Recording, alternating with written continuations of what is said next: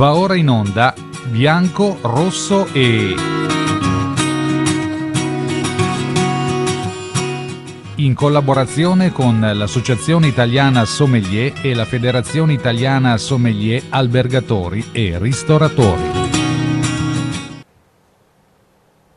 Eccoci qua, benvenute a tutte le ascoltatrici e benvenuti anche agli ascoltatori di RC Radio Conegliano da parte di Karen. E bentornati da parte di Claudia anche a tutte le telespettatrici e i telespettatori di Veneto Globe. Eccoci di nuovo qui appunto a Bianco, Rosso e oggi di che cosa andremo a parlare, Claudia?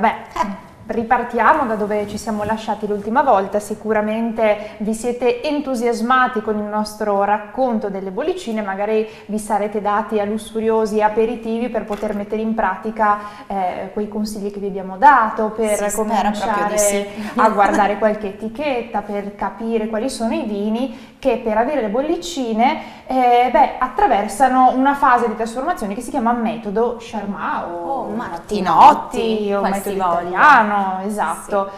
Però vi avevamo già detto la volta scorsa che c'è anche un altro metodo che si può utilizzare per poter mettere le bollicine, diciamo così, all'interno del bicchiere, e forse è il metodo più antico, anzi sicuramente lo è, e poi Claudia ci racconterà un pochino la storia di questo metodo, il cosiddetto metodo classico, che passa dalla grande autoclave a uno spazio molto piccolo, quello della bottiglia, come vedete alle nostre spalle, i nostri telespettatori potranno osservare, ed è proprio lì all'interno di questo piccolo contenitore che potrete immaginare avvengono grandi trasformazioni ed evoluzioni. Ma ritorniamo un po' indietro, quindi è stata anche una grande trasformazione e innovazione anche nel mondo dell'enologia. Direi di sì, e infatti oggi parleremo di metodo classico o la méthode champenoise.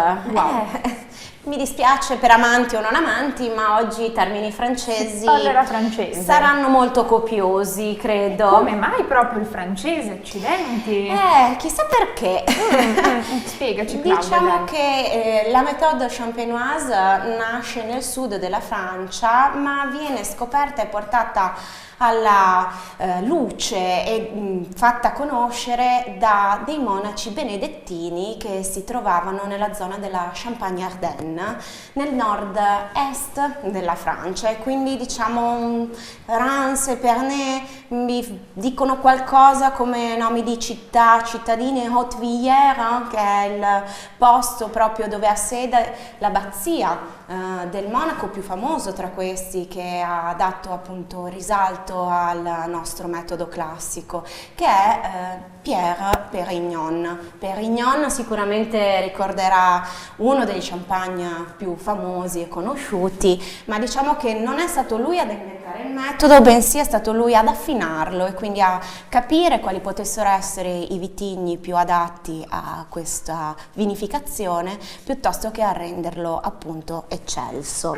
Quindi l'altra volta abbiamo fatto una carrellata un po' di tanti vitigni aromatici che possono essere trasformati con il metodo Charmat. Sì. Questa volta invece ci sono degli altri vitigni di elezione, perché pensate, poi ve lo racconteremo, ve lo spiegheremo, cioè all'interno di una bottiglia veramente avvengono tantissimi stravolgimenti, quindi non per tutti è effettivamente questo metodo. No, non per tutti, deve avere sicuramente l'uva scelta una struttura, un corpo per sostenere quello che è la presa di spuma, perché come si vedrà si partirà anche qui da un vino base, ma poi la lavorazione sarà molto più lunga, molto più lenta e anche più invasiva, diciamo, quindi le uve scelte non saranno sicuramente quelle aromatiche o semiaromatiche, che sono quelle invece predilette dal metodo Martinotti, ma saranno delle uve che avranno già per loro una buona struttura. E allora vi possiamo parlare di Chardonnay, di Pinot Bianco, di Pinot Nero, e addirittura c'è un altro Pinot nella zona della Champagne che si chiama il Mugnaiolo, o Meunier. Perfetto, io sono risparmiata perché Claudia veramente ha una pronuncia impeccabile. Sicuramente. Io parlo del Mugnaiolo, un Pinot che ha questo strato anche pruinoso, questa peluria, resiste molto al freddo, quindi è nella zona della valle dello Champagne. E noi però abbiamo comunque lo Chardonnay, il Pinot Bianco, insomma, poi ci sono altri vitigni anche autoctoni che possono avere delle caratteristiche simili a quelle dei grandi classici internazionali, che però ben si adattano a questo tipo di metodologia. Quindi per esempio potremmo citare un Durello. Esatto, poi il metodo classico in qualche modo si cerca di applicarlo a determinati vitigni per verificare se questi riescono a sostenere questa trasformazione. A me piace il termine sopportare, supportare. Sopportare e supportare, e quindi si sopporta e si supporta fin dall'inizio, perché ve lo ricordiamo sempre, si parte dalla vendemmia. Giusto? Esattamente, quindi come già avevamo fatto presente nella prima puntata di partenza della spumantizzazione e ancora durante la vendemmia, quando si parla di spumanti è precoce solitamente, perché l'uva deve avere un contenuto di acidi piuttosto elevato e anche una buona concentrazione di zuccheri, quindi per prediligere però in ogni caso la presenza di acidi. Ciò vuol dire vendemmiare precocemente, e dalla vendemmia si passa a vinificare e a fare il vino base, e qui si scopre subito la maestria dei nostri vinificatori enologi, perché è grazie al vino base, all'assemblaggio detto cuvée, che parte il vino, e troveremo o no nel nostro bicchiere un vino eccellente o meno alla fine. Quindi la cuvée è la base più importante della vinificazione. Non so se vi ricordate, anche nelle scorse puntate avevamo fatto cenno a quello che è il millesimato. La cuvée, appunto, quando è fatta dell'85% del vino della vendemmia dell'anno, è appunto millesimato e sarà riportato in etichetta, altrimenti solitamente le vendemmie sono diverse, piuttosto che anche i terreni da cui arrivano, magari della stessa vendemmia, sono uve diverse, non fanno parte appunto dello stesso terreno, e quando invece avrete occasione di gustare qualcosa di particolare sarà sicuramente riportato in etichetta, perché i produttori vorranno metterlo appunto alla luce.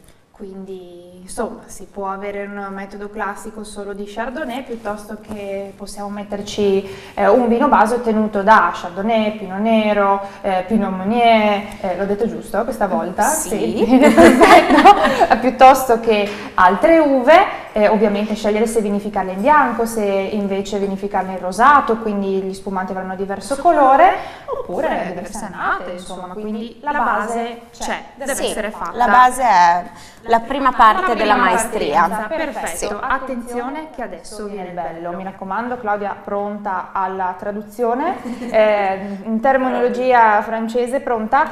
Ok, si parte con il vino base, e quello che abbiamo fatto la volta scorsa nell'autoclave, quindi per rifar partire la fermentazione dobbiamo aggiungere degli zuccheri e il lievito anche, che deve riprendersi e rifare nuovamente il suo lavoro. Però qui lo dobbiamo fare dentro la bottiglia, quindi in ogni bottiglia viene aggiunto una soluzione zuccherina che si chiama liquore di tiraggio.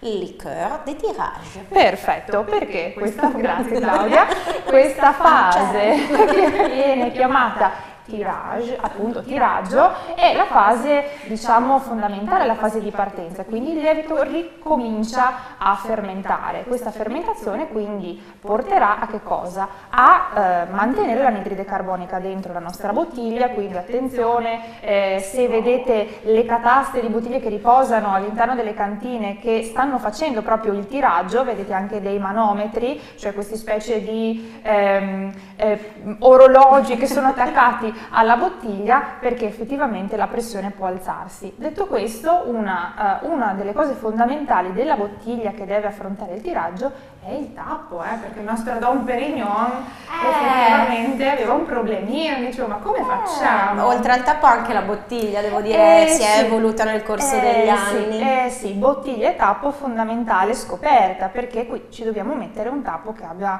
una bella tenuta. Non c'è il tappo a fungo ancora, mi raccomando, ma c'è un tappo più simile a quello della birra, quindi sì. Questo tappo che si chiama bidul, giusto? Sì, Perfetto, bidul. bidul. Quindi ha una tenuta importante, la pressione dentro si alza, cominciano le bollicine, ma quello che succede soprattutto in questa fase di tiraggio è che sulla pancia delle bottiglie pian pianino il lievito si deposita. Una Sì. volta finito il lavoro, Esausto, va va in pure lui pensione. a riposarsi, no? Ecco, ma attenzione che qui, allora la scelta, come quella della cuvée, è quanto tempo ci deve stare questo lievito nella bottiglia così a ricordare a tutti i posteri che ha fatto degnamente il suo lavoro. Non si sa, potrebbe stare per un tempo X, per un tempo infinito, potremmo dire, perché proprio in questa fase il lievito si rompe, cede delle sostanze al vino e impedisce l'ossidazione, quindi impedisce in qualche modo una trasformazione negativa del vino che si mantiene. Quindi il lievito è una sorta di arca dell'eternità per il vino, e quindi poi la cantina deciderà se farlo stare sui lieviti 24 mesi, 36 mesi, 90 mesi, quindi Ognuno ha il suo disciplinare, ognuno sceglie, diciamo, il finale del prodotto, quale possa essere. dipende anche da che vino abbiamo messo in bottiglia. Esatto, si dice anche che più sosta sui lieviti più prende aroma, però insomma ognuno fa la scelta più adeguata. E certo, ovviamente c'è un continuo scambio, però sto lievito dobbiamo toglierlo prima o poi. Direi proprio di sì. E come facciamo a Come toglierlo? lo togliamo? Allora, intanto non possiamo toglierlo se abbiamo il lievito completamente sparso sulla pancia di queste bottiglie, bisogna ridurlo in un punto dove sia più facile rimuoverlo. E dove lo ridurremo mai? Dove mai lo porteremo Non questo so. lievito per... mai Direi- parlato di un tappo particolare prima. Esatto, quindi verso il tappo. Quindi cosa fareste voi se doveste rimuovere i lieviti proprio posizionando nella parte del tappo? Si gira la bottiglia. Sì, ma come si gira, Karen? Con grazia. Me la scuoti per Con bene? grazia, con grazia.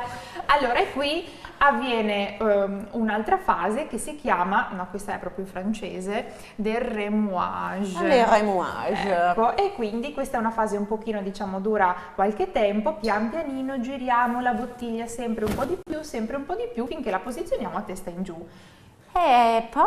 E lì E lì, prima di passare alla fase successiva, io vi invito fortemente ad andare a visitare una di queste cantine che producono metodo classico.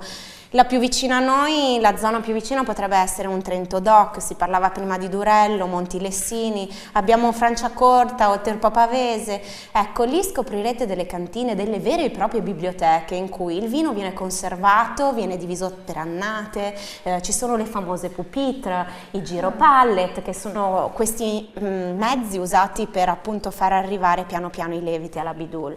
Ma passiamo poi alla fase successiva. Quindi per rimuoverli questi lieviti si possono usare due soluzioni. Una soluzione, che è quella comunemente usata a livello industriale, insomma, quella di ghiacciare la parte finale della bottiglia dove ci sono i lieviti, e la pressione praticamente farà andare via, farà uscire questo tappo congelato con i lieviti all'interno. Oppure, se lo dobbiamo fare così manualmente, semplicemente facciamo una stappatura, e con la stappatura, ovviamente senza come dire, alzare la bottiglia, i lieviti usciranno perché uscirà la prima parte del vino. Ma allora questo vino, con che cosa lo rabbocchiamo? Lo rabbocchiamo con le liqueurs d'expédition, che è un liquore o un miscuglio, che è una ricetta particolare e segreto solitamente di ogni cantina.